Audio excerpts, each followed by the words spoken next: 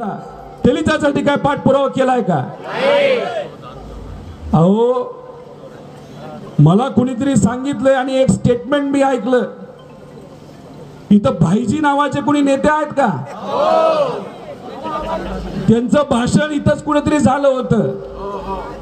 त्यांनी काय सांगितलं होतं की त्यांचा उमेदवार म्हणजे घड्याळाचा उमेदवार 6 वाजल्यानंतर काय करतो?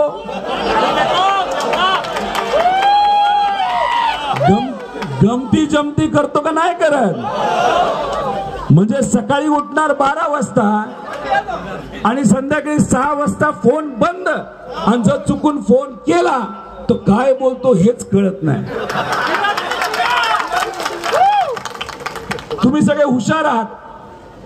2 गाड्या आहेत, एका गाडीचा ड्रायव्हर चांगला व्यक्ती आहे, चरण भाऊ सारखा.